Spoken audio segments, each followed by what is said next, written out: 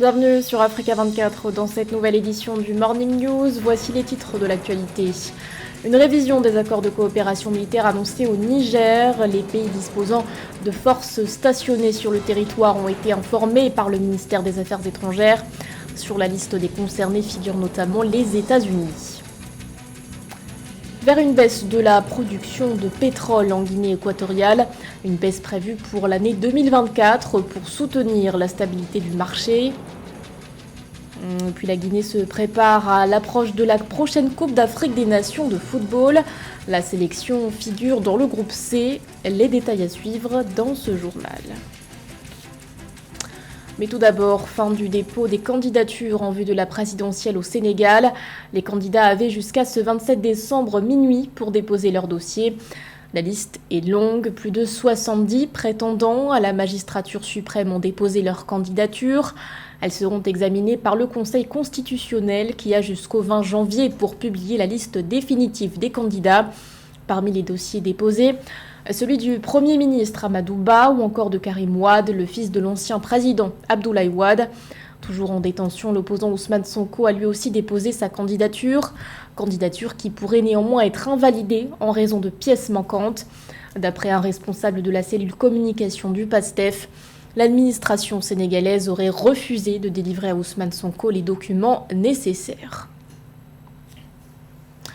Au Niger, les accords militaires conclus avec des pays disposant de forces sur le territoire seront révisés. L'information a été communiquée aux pays concernés dans une correspondance émise par le ministère des Affaires étrangères.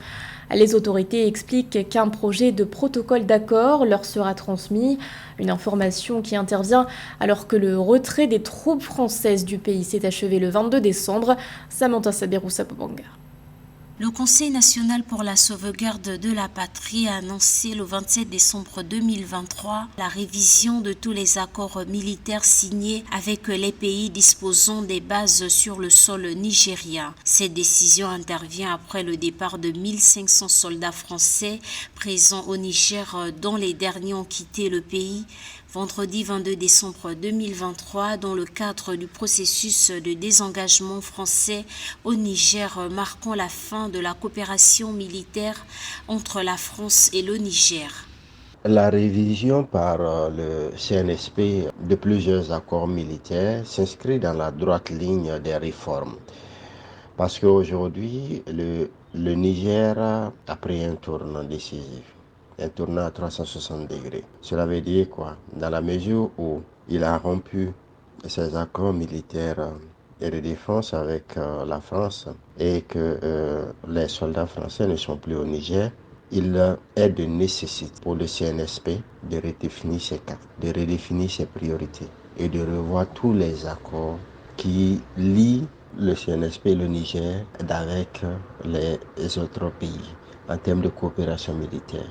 Depuis l'avènement au pouvoir du Conseil national pour la sauvegarde de la patrie, le 26 juillet 2023, le Niger s'est résolument engagé dans la voie de l'affirmation de sa souveraineté, la sauvegarde de la patrie et la défense de ses intérêts. À ce jour, les pays ayant des bases militaires sur le sol nigérien sont les États-Unis d'Amérique, l'Allemagne et l'Italie. Il faut aller aussi en termes de coopération économique parce que cela est très important. Et même, nous avons constaté que le Bénin vient de lever les sanctions de restriction d'envoi des convois port de Cotonou vers le Niger. Déjà, c'est une bonne donne. Et maintenant, cela veut dire que le Niger va prendre du poil de la bête et essayer de se repositionner sur l'échiquier régional et même sur l'échiquier international. Le ministre nigérien des Affaires étrangères et de la coopération, Bakary Yahou Sangaré, a informé tous les partenaires qui disposent d'une force militaire stationnée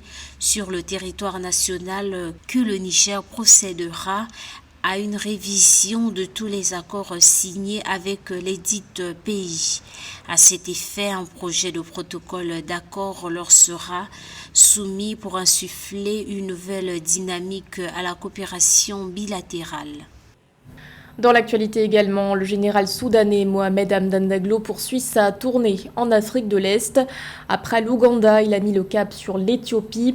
Le commandant des forces paramilitaires est arrivé à Addis Abeba ce 28 décembre. Au programme de sa visite, un entretien avec le Premier ministre Abiy Ahmed. Les deux parties ont échangé autour du conflit qui perdure au Soudan. Malgré les nombreuses initiatives diplomatiques, le pays est meurtri par la guerre depuis le 15 avril dernier. Un conflit qui oppose l'armée dirigée par le général Abdel Fattah al-Burhan aux forces de soutien rapide. Des combats qui ont aggravé une crise humanitaire. Le pays compte désormais plus de 4 millions de déplacés internes selon le Haut Commissariat des Nations Unies pour les réfugiés. La ville de Marrakech a récemment abrité une réunion ministérielle de coordination sur l'initiative internationale lancée par le roi Mohamed VI, une initiative visant à favoriser l'accès des pays du Sahel à l'océan Atlantique, un projet qui a reçu un écho favorable auprès des pays concernés. Le Burkina Faso notamment mise sur cette initiative pour stimuler ses échanges extérieurs. Catherine Gombe. Avec 6 363,9 milliards de francs CFA de recettes générées en 2022, selon les données officielles, le commerce extérieur du Burkina Faso représente 59% du PIB du pays. Afin de booster ses échanges extérieurs et de s'ouvrir à de nouveaux partenaires africains et mondiaux, le Burkina Faso, pays enclavé d'Afrique de l'Ouest, multiplie les investissements et les accords de coopération dans le secteur portuaire.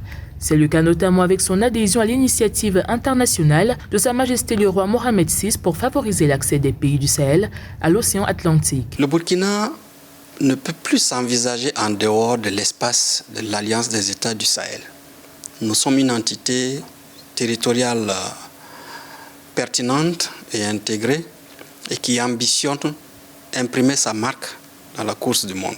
L'initiative du souverain marocain peut favoriser l'accès des États du Sahel à l'océan Atlantique, offre de grandes opportunités pour la transformation économique, l'accélération de la connectivité régionale et des flux commerciaux et la prospérité partagée dans la région du Sahel. Ceci notamment par la mise en place de corridors logistiques modernes qui serviront de route stratégique pour le transport de marchandises, favorisant ainsi un commerce fluide et facilitant l'accès des pays enclavés comme le Burkina Faso aux marchés internationaux. L'idée, c'est de transformer la continentalité que nous avons longtemps subie en atout. Comme je l'ai dit, la fragilité liée à l'enclavement demeure lorsqu'il n'y a pas de politique de transformation des infrastructures de transport. Et aujourd'hui, nous sommes dans cette dynamique qui est voulue par les plus hautes autorités de nos États de faire en sorte que l'espace du Sahel puisse jouer sa partition dans la course du monde.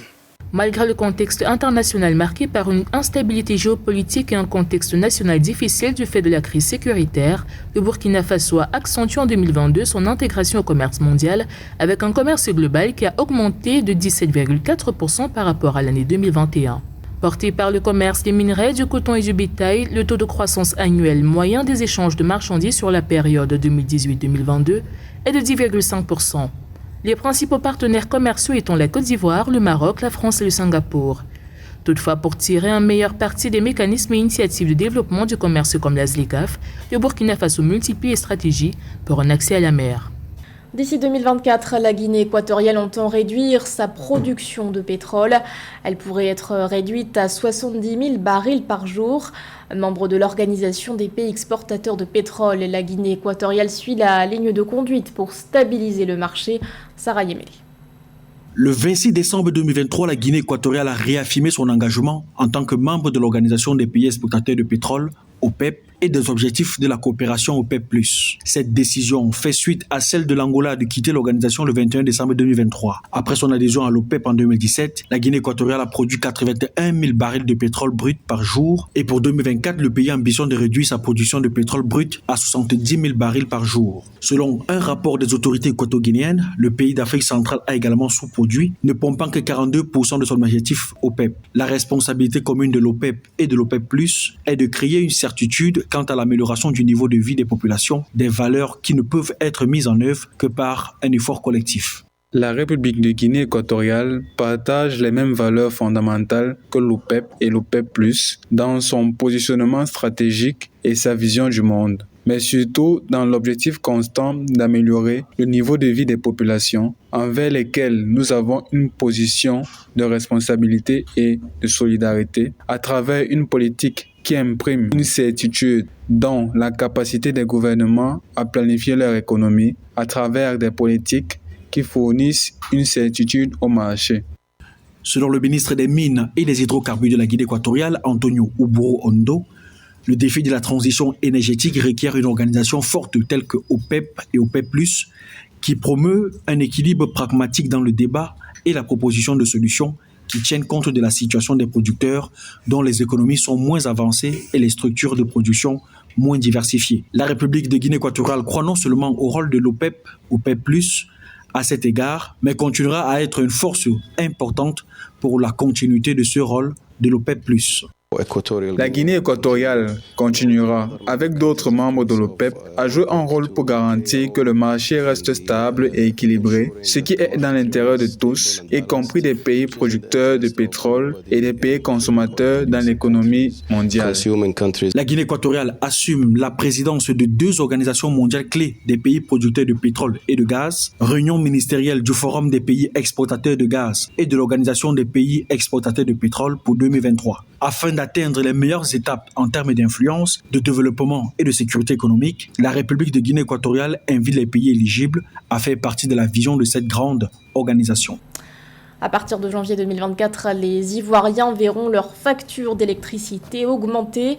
Une nouvelle augmentation de 10% sur le prix de l'électricité a été annoncée ce 26 décembre par le ministre de l'Énergie, Mamadou Sangafoua Coulibaly. Pour le gouvernement, il s'agit plutôt d'un réajustement tarifaire, une mesure nécessaire pour éviter l'accumulation d'arriérés vis-à-vis des fournisseurs. Philomène Tine.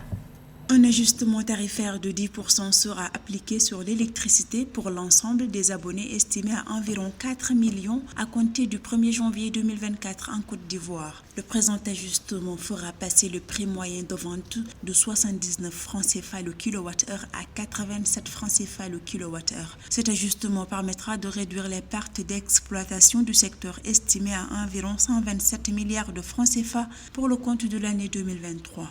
Ce qu'il faut noter, c'est que, bien entendu, le secteur de l'électricité connaît depuis quelques années un certain nombre de difficultés. 10%, c'est vrai, mais relativement à ce qu'il faudrait pour pouvoir équilibrer réellement les comptes du secteur, ça reste assez négligeable. Maintenant, ça reste un effort auquel les consommateurs vont pouvoir contribuer, mais ça reste quand même assez faible par rapport aux objectifs qui sont attendus.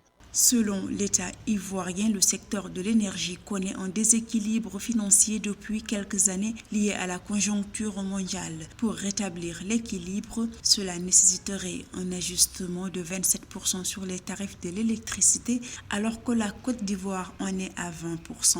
Quant aux populations, toutes les mesures ont été prises en vue de réduire les impacts de cet ajustement sur leur quotidien, indique le gouvernement. Maintenant, par rapport à l'impact de cet ajustement sur le panier de la ménagère, il faut dire, bien entendu, que la facture, quand même, de l'électricité reste à tout de 10% avec l'augmentation. Tout de suite, le panier va augmenter, mais en même temps, le gouvernement a pris des mesures. En tout cas, si ces mesures sont appliquées, cela permettra, bien entendu, de pouvoir annihiler donc l'effet qui est donc d'impacter la facture du ménage. Le taux de couverture de l'électricité en Côte d'Ivoire se situe actuellement à 87% et est projeté à 100% en 2025 avec une puissance actuelle installée d'environ 3000 MW. D'ici 2030, le pays espère utiliser le gaz pour 32% de son mix énergétique pour la production d'électricité. La Guinée créera-t-elle la surprise lors de la prochaine Coupe d'Afrique des Nations de football? Alors que la compétition s'ouvre le mois prochain en Côte d'Ivoire, le sélectionneur Kaba Diawara a récemment dévoilé la liste officielle des joueurs qui y prendront part. Le Sili national est logé dans le groupe C aux côtés du Cameroun, du Sénégal et de la Gambie. Lefty Oudou. Le Sili national, équipe emblématique de football de la Guinée-Conakry, participe à la CAN Côte d'Ivoire 2023 après une qualification sans grande difficulté dans son groupe, derrière l'Égypte et devant l'Éthiopie et le Malawi. Avec 11 participations, la Guinée s'est construite une belle histoire à la Coupe d'Afrique des Nations. Sa meilleure performance remonte à la CAN Éthiopie 1976, où elle était finaliste face à l'équipe du Maroc. À cette époque, l'équipe termina à la tête à l'issue de la dernière journée et sacrée championne d'Afrique. Le Maroc avait engrangé 5 points devant la Guinée 4 points. Dans l'histoire du football africain, l'équipe guinéenne dispose de grands noms, notamment Pascal Feïdouno, qui a évolué à Saint-Étienne, Titi Camara et un certain nombre d'acteurs importants comme Kaba Diawara, actuel entraîneur du Sili national, qui a amené la Guinée à sa qualification.